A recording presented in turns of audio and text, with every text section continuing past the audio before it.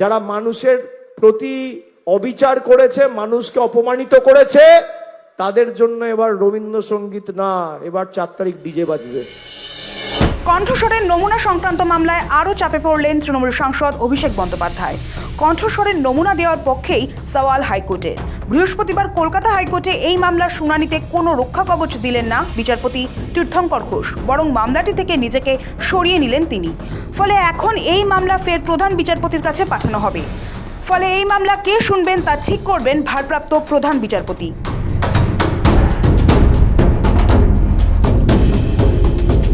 2026 বিধানসভা নির্বাচনের প্রচারের এক জনসভায় ডিজে বাজানো মন্তব্য ঘিরে বিতর্ক তুঙ্গে। ডিজে কাণ্ডে কণ্ঠস্বরের নমুনা সংগ্রহের প্রস্তুতি নিচ্ছিল সিআইডি। এর বিরুদ্ধে কলকাতা হাইকোর্টের দ্বারস্থ হলেন ডায়মন্ড হারবারের সাংসদ অভিষেক বন্দ্যোপাধ্যায়। কি সেই বিতর্কিত এবং উস্কানিমূলক মন্তব্য?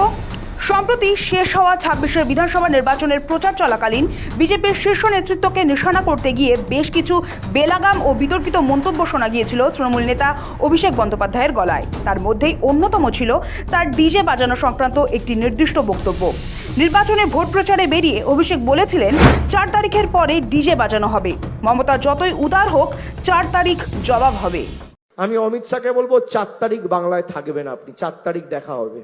আপনি বাংলার মানুষকে বলছেন 23 তারিখ সব ঘরে ঢুকে থাকবে, বিজেপি আসার পর চুন চুনকে জেল মে ডালেঙ্গে। বিজেপির সাথে বেশি উদারতা দেখাতে নেই। আর আমাদের যারা মানুষের প্রতি অবিচার করেছে, মানুষকে অপমানিত করেছে, তাদের জন্য এবার রবীন্দ্রসঙ্গীত না, এবার 4 তারিখ ডিজে বাজবে। তৎকালীন বিরোধী অর্থাৎ বিজেপির দাবি ছিল এটি আদতে রাজনৈতিক কর্মীদের প্রচ্ছন্ন হুমকি।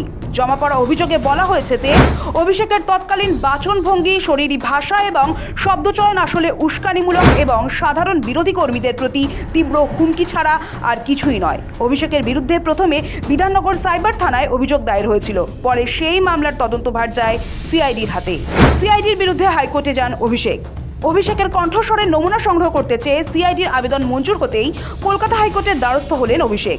বিধাননগর আদালতের এই নির্দেশের বৈধতা নিয়ে প্রশ্ন তোলেন সাংসদ। মঙ্গলবার সেই মামলার শুনানিতেই কোনো রক্ষা কবচ দেননি বিচারপতি তীর্থঙ্কর ঘোষ, বরং মামলাটি থেকে নিজেকে সরিয়ে নেন তিনি। অভিষেক বন্দ্যোপাধ্যায়ের বিরুদ্ধে দায়ের হওয়া এফআইআর খারিজের মামলা ইতিমধ্যেই বিচারপতি সৌগত ভট্টাচার্যের এজলাসে বিচারাধীন রয়েছে। সেই কারণেই একই বিষয়ে আর কোনো হস্তক্ষেপ করতে চাননি বিচারপতি তীর্থঙ্কর ঘোষ।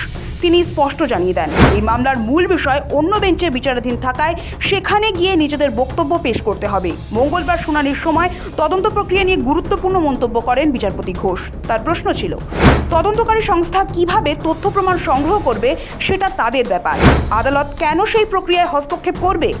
অভিষেক বন্দ্যোপাধ্যায়ের আইনজীবী আদালতে দাবি করেন সেই কণ্ঠস্বর তার মক্কেলেরই। সেই যুক্তির ভিত্তিতে তিনি আদালতের কাছে রক্ষা কবচ চেয়েছিলেন। কিন্তু সেই বক্তব্যের পরই বিচারপতি তীর্থঙ্কর ঘোষ পাল্টা প্রশ্ন তোলেন। এ প্রসঙ্গে বিচারপতির পর্যবেক্ষণ, কেউ যদি খুন করে থানায় গিয়ে স্বীকার করে যে সে খুন করেছে, তাহলে কি পুলিশ আইন মেনে তদন্ত করবে না? আদালতের মতে কোনো ব্যক্তি মৌখিকভাবে কিছু স্বীকার করলেই তদন্ত প্রক্রিয়া থেমে যেতে পারে না। তদন্তকারী সংস্থার নিজস্ব পদ্ধতি অনুযায়ী তথ্য যাচাইয়ের অধিকার রয়েছে। বিচারপতি প্রশ্ন তোলেন, যদি কণ্ঠস্বর আপনারই হয় তাহলে পুলিশের কাছে গিয়ে কণ্ঠস্বরের নমুনা দিতে সমস্যা কোথায়? অভিষেকের আইনজীবী তখন আদালতে জানান, আগেই আদালতের তরফে তাদের রক্ষা কবচ দেওয়া হয়েছিল, এই শর্তে যে তদন্তে পূর্ণ সহযোগিতা করা হবে। তার আশঙ্কা, কণ্ঠস্বরের নমুনা না দিলে তদন্তকারী সংস্থা অসহযোগিতার অভিযোগ তুলতে পারে। তবে সেই যুক্তিতেও আপাতত স্বস্তি মেলেনি। বিচারপতি তীর্থঙ্কর ঘোষ স্পষ্ট জানিয়ে দেন, যেহেতু মূল এফআইআর খারিজের মামলা অন্য বেঞ্চে বিচারাধীন, তাই এই পর্যায়ে তিনি কোনো নির্দেশ দিতে চান না। এরপরই মামলা থেকে সরে দাঁড়ানোর সিদ্ধান্ত নেন তিনি। আলাদা করে আর কোনো রক্ষা কবচ দেওয়া হয়নি অভিষেক বন্দ্যোপাধ্যায়কে। বেশ কিছুদিন ধরেই একের পর এক আইনি জটিলতায় পড়ছেন অভিষেক বন্দ্যোপাধ্যায়। বিভিন্ন আর্থিক লেনদেন, প্রতারণা এবং প্রভাব খাটানোর অভিযোগ ঘিরে তদন্তকারী সংস্থার সক্রিয়তা বেড়েছে। তার মধ্যেই কণ্ঠস্বরের নমুনা নিয়ে আদালতের এই অবস্থান তৃণমূলের অন্দরে নতুন করে চাপ বাড়িয়েছে। অডিও রেকর্ডিং বা ইলেকট্রনিক তথ্য প্রমাণ যাচাইয়ের ক্ষেত্রে কণ্ঠস্বরের নমুনা অত্যন্ত গুরুত্বপূর্ণ। তদন্তকারী সংস্থাগুলির সাধারণ ফরেন্সিক পরীক্ষার মাধ্যমে সেই নমুনা মিলিয়ে দেখে। ফলে আদালতের পর্যবেক্ষণ তদন্ত প্রক্রিয়ার পক্ষে গুরুত্বপূর্ণ নিঃসন্দেহে। শৌভিক সান্যালের রিপোর্ট, সময়, কলকাতা।